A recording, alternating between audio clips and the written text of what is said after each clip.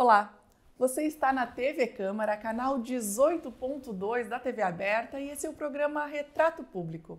No programa de hoje, estamos recebendo o vereador Werner Hempel, do PCdoB. Vereador, obrigada pela sua presença aqui no programa para prestar contas, de uma certa forma, para a comunidade do seu mandato. Eu que agradeço de poder estar aqui, nesse instrumento tão importante da cidadania santamariense e, de certa forma, agora, com o canal aberto, da região centro do estado. Vereador, quero começar fazendo um levantamento do seu histórico na política, né? O senhor assume a vereança lá em 1993, né? Quando seu primeiro mandato aconteceu. Passados 32 anos, como é que o senhor vê o cenário local da política? Ele se modificou bastante ou não? Enfim, faça um breve resumo aí para nós, né? O senhor que também faz parte da história da política santamariense. Na essência não mudou muito, né? A forma de fazer política ela permanece muito parecida com aquela época.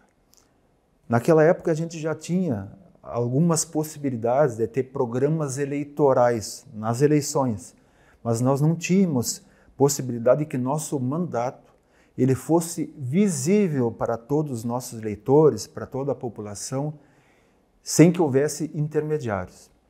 A partir do momento em que surgiu a TV Câmara, houve uma reviravolta nos nossos mandatos, porque nós conseguimos começar a nos comunicar com a população sem intermediários.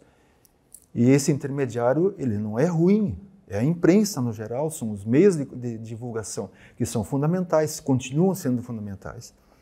Mas na medida em que isso aconteceu, antigamente os debates eram internos na Câmara, né? E as pessoas se digladiavam na Câmara e digamos assim, jogavam menos para o público, menos para a torcida, né?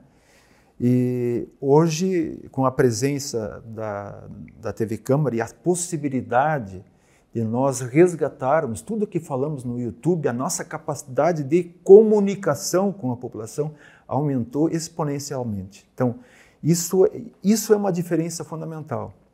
Mas eu percebo, em relação aos primeiros mandatos, uma pobreza maior na disputa de ideias, né? Hoje, na verdade, nós não disputamos muitas ideias. Nós não entramos muito nas teses, nas posições políticas dos nossos partidos, na nossa visão de mundo, né? Muitas vezes é muito mais importante que o vereador se comunique com o seu eleitorado do que a gente tentar nos convencermos uns aos outros aqui dentro. Eu devo ser sensível a uma mudança de posição desde que eu seja convencido. Esse tipo de coisa mudou, né? A comunicação não ficou muito entre nós, a disputa entre nós. Ficou mais em falar com o público e é o público que decide. Sobre essa questão, o senhor acredita que a chamada polarização, né? Então, partido X versus partido Y, ideias muito fechadas, elas contribuem para essa falta de abertura no diálogo, para falar sobre ideologias, e o que eu vejo muitas vezes é que as pautas locais também não são discutidas, né? Se discute, às vezes, pautas nacionais e a cidade fica deixada um pouco de lado nessas discussões. Eu não sei se o senhor concorda com isso. Em termos, em parte, né? Na verdade, as pautas nacionais e internacionais também devem nos interessar como agentes políticos, porque nós não estamos num local isolado do mundo. O Brasil está inserido no mundo. Tudo que tem no mundo influencia o Brasil. Tudo que acontece no Brasil influencia os estados e os municípios. Então, compreender as questões nacionais que se refletem nos municípios é muito importante. Só que eu considero que isso não pode, na medida em que, tu falaste na polarização, na medida em que isso acontece, isso pode fazer com que a gente se emburreça um pouco. Ou seja, a posição dele, eu não posso concordar com nada, eu tenho que ser contra e ponto final, né? Não. Nós precisamos debater, e aquilo que eu disse antes, e tentar convencer os nossos pares aqui dentro das nossas posições. Porque se nós formos realmente receptivos e realmente inteligentes, nós temos que dar importância para o que o outro fala, porque a gente pode estar errado. E na medida que existe a polarização, a nossa posição é infinitamente certa, é a única verdade e ponto final. E aí a política e a população perdem muito com isso. Quero voltar a uma questão importante, que é a questão da TV Câmara, que o senhor falou, né, da importância da TV Câmara, que a TV Câmara desempenha hoje, né, para mostrar todas as discussões que acontecem aqui na Câmara sem intermediários, e o senhor falou dessa forma. Mas eu acho que é importante pontuar o quanto o senhor participou dessa construção, né, lá no início da TV Câmara. Conta um pouquinho para nós como é que foi essa sua ação, né, para começar a transmitir as sessões aqui, enfim. Na verdade, eu estava na presidência da Câmara naquele ano. Mas é importante dizer que eu não fui o principal responsável, né? Eu apenas era o presidente. Evidentemente que eu concordei, né? Mas na época o Heitor Peretti era o meu chefe de gabinete e nós tínhamos a presença na Câmara do vereador Júlio Brenner, que era um aficionado por TV, por filmes e coisas. E surgiu a possibilidade no Brasil de termos as TVs nas câmaras de vereadores, né? E aí surgiu a ideia, e vamos encarar, vamos fazer. E aí, o que aconteceu? Inicialmente, nós começamos a filmar as sessões em fita VHS, eu acho que é isso, né?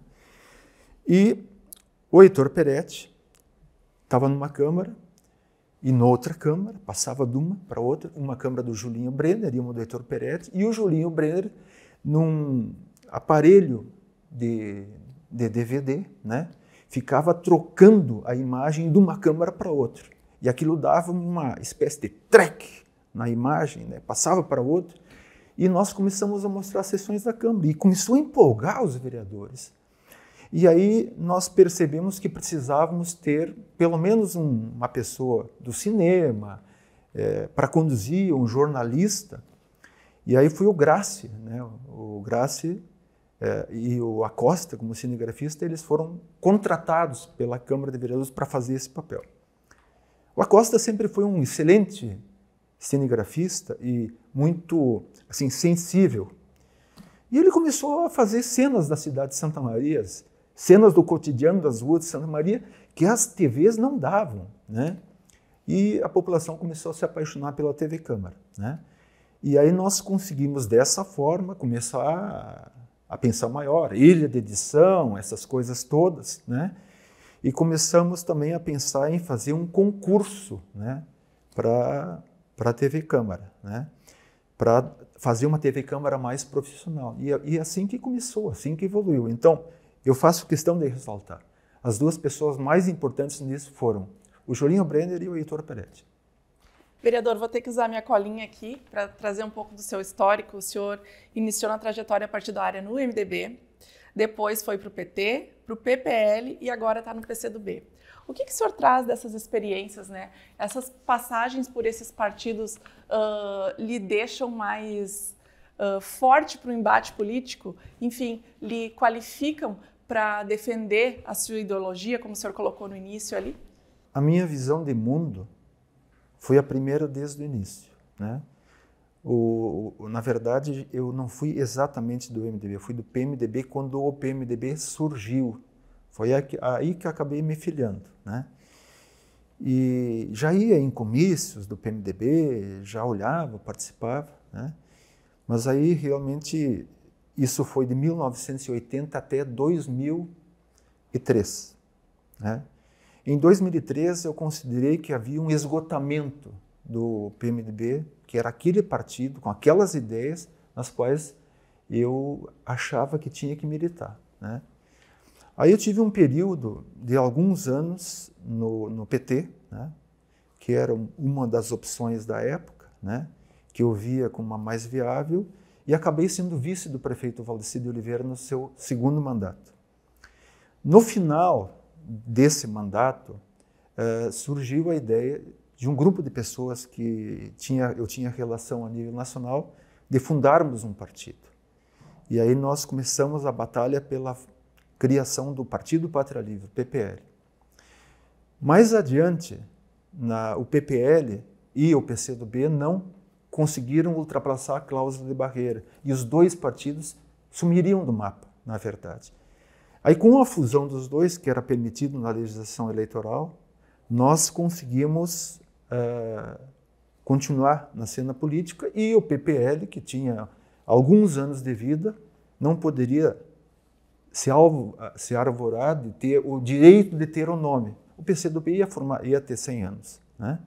Então, nós, na verdade, fundimos e o partido resultante dessa fusão continuou sendo o PCdoB. Então, desde então, eu estou no PCdoB.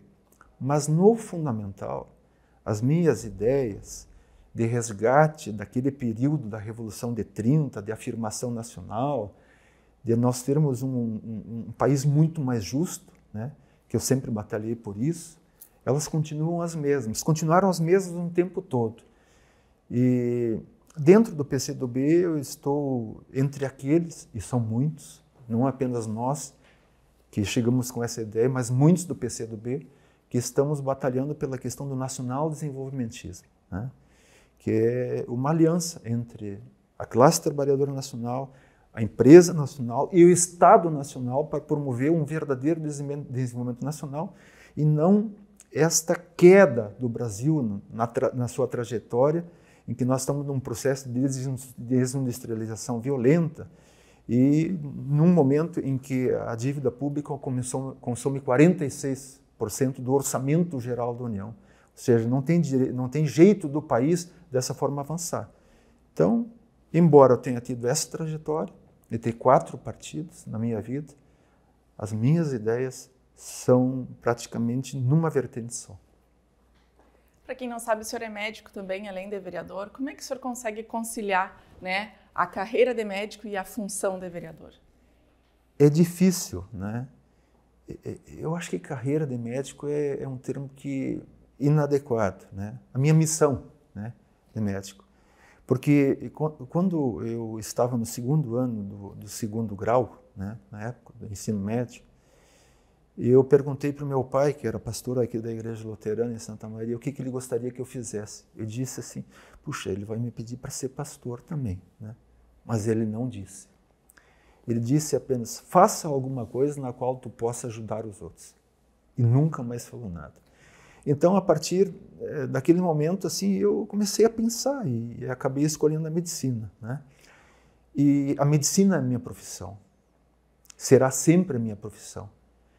O dever de consciência é a política, né? Porque a medicina, a saúde pública e a política tem muita coisa a ver, né? Nós não conseguiremos melhorar a saúde pública se não melhorarmos as sociedades no geral. Essa é a minha visão. Então, quando fui vice-prefeito, eu atendi o consultório durante os 4 anos. Durante aqueles 4 anos, eu nunca almocei na segunda e na quarta, que eram os dias do consultório, que eu passei para o horário do meio-dia, né? E assim como, eventualmente, tinha pacientes internados. Então, depois da minha atividade política, como acontece aqui na Câmara, eu vou atender gente. Antes da minha atividade política, no início do dia, eu já passei pelo hospital também, além de trabalhar na hemodiálise, né? Na área de nefrologia, que consome muito tempo. Então, na verdade, eu não consigo ser aquele vereador como outros vereadores conseguem ser, né? Mas eu não abandono a minha profissão, nunca vou abandonar a minha profissão, até me aposentar ou até não ter mais idade para estar nela. Mas não acho que isso atrapalhe a minha maneira de fazer a vereança. Eu sou uma pessoa que disputa muito ideias aqui, né? Posições, projeto de cidade, projeto de estado, projeto de país, né? É dessa forma que eu considero que eu também posso dar contribuições a todos em Santa Maria. E assim como atender demandas da população também, né? Mas elas são mais difíceis porque elas dependem da boa vontade de quem está na prefeitura. Parece que o senhor seguiu o conselho também do pai quando escolheu ser vereador, né? Porque ser vereador também, de alguma forma, é ajudar as pessoas. Eu vejo assim, né? Eu vejo assim.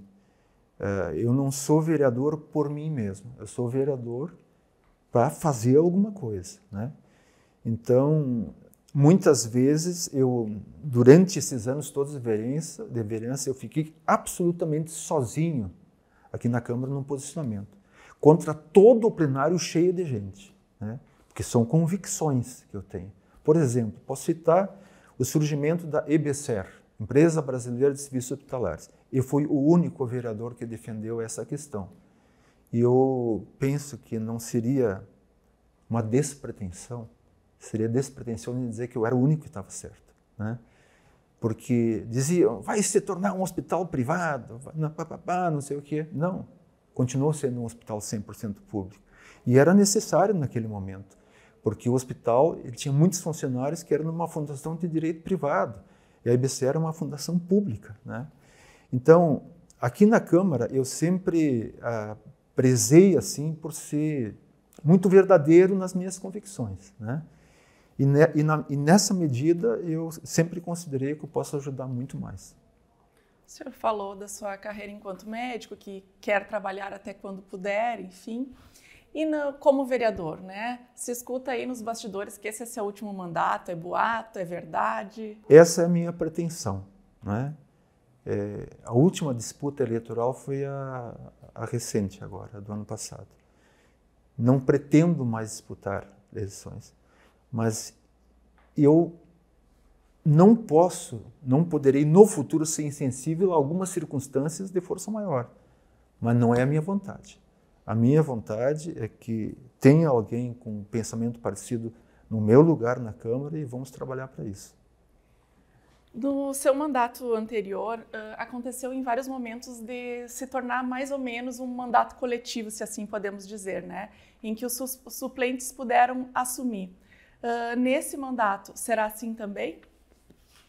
Nesse mandato, nós estamos numa federação partidária, né? Em que o suplente não é do PCdoB. Naquela oportunidade, eu sempre pensei muito em dar oportunidades a essas pessoas que ajudaram a minha eleição, né? Eu só estou aqui por causa da Maria Rita, por causa do Augusto e de todos os outros, e achava relevante, né, que essas pessoas que são do mesmo partido que eu crescessem na política. E sempre achei que o mandato era de todos nós. Eu não afasto a possibilidade de me afastar eventualmente também nesse mandato para que os suplentes, né, que nesse caso não serão do PCdoB, serão do PT, né, eventualmente assumam. Isso é uma coisa que nós ainda estamos pensando, imaginando, inclusive pensando para quando será. O senhor tem um perfil diferenciado de vereança, né? O senhor não tem o perfil de propor muitas leis. Por que o senhor tem esse perfil? Por que o senhor assumiu essa posição? Leis excessivas acabam não sendo aplicadas. E existem leis que elas na verdade, elas não contribuem muito para o desenvolvimento do município. Eu sempre disse o seguinte, nós temos que entrar nas grandes causas, né? Por exemplo, uma das questões que eu considero que é uma grande causa é o fato de nós termos tido lá atrás, num mandato anterior, o Plano Municipal de Mobilidade Urbana, né? Que na verdade se desprendeu do plano diretor. A mobilidade urbana fazia parte do plano diretor e foi separada, né? E o plano municipal de mobilidade urbana é fundamental para Santa Maria. O entorno de Santa Maria, de certa forma, faz parte da mobilidade urbana, mas na parte interna, nós tínhamos um projeto aqui do governo Schirmer, né, que teve um pessoal da Espanha formulando o Plano Municipal de Mobilidade Urbana, que previa lá da Tancredo Neves até a universidade, até em Camobi, uma grande pista troncal, né, com ônibus rápido, BRT, e a partir daí com linhas tipo espinha de peixe para todas as áreas da cidade. Uma reformulação completa das linhas de Santa Maria e com uma capacidade de fazer daí que o morador da Tancredo que quisesse para Camobi não fosse de carro próprio, mas que o ônibus o levaria muito mais rápido, né? Por causa da pista rápida. Assim como já tem projeto de duplicação da pista da faixa nova de Camobi, né? Com uma linha de ônibus no centro. Esse projeto já existe. Então essas grandes questões elas podem modificar a vida do santamarense. Às vezes algumas leis assim elas Eu fiz uma lei de nome de rua, por exemplo, Nis da Silveira, que é uma figura emblemática no Brasil, na psiquiatria brasileira, e que as pessoas me solicitaram que eu fizesse. Eu achei uma lei muito interessante, embora fosse nome de rua. Mas existem leis que não impactam no geral. Eu acho que nós precisamos dedicar às grandes causas. Essa é uma característica minha, porque elas atingem toda a população de Santa Maria. Então, tem a questão do plano diretor, tem a questão da saúde pública, né, que nós precisamos evoluir na questão da estratégia de saúde de família, está disseminada pela cidade. Isso vai ter um impacto nas internações hospitalares que as pessoas não imaginam, né? Muitas pessoas deixarão de, inclusive, precisar de urgência e emergência, elas poderão ser remetidas, né, de volta para suas casas com uma equipe de saúde da família, da estratégia de saúde da família bem constituída, que tem que ser mais ampla do que é agora. Então, são as grandes questões que eu considero que são mais interessantes. Não que eu despreze cada lei que está sendo feita, né? Mas tem dia disso, tem dia daquilo, né? Dia daquilo. Isso, na verdade, é importante, mas elas não são as questões mais importantes do município.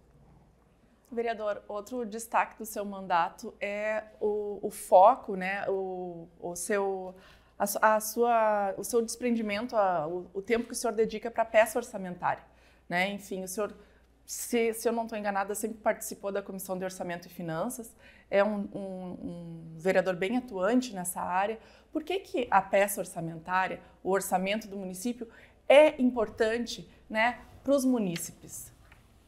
É fundamental porque daí vem o dinheiro para as ações, né?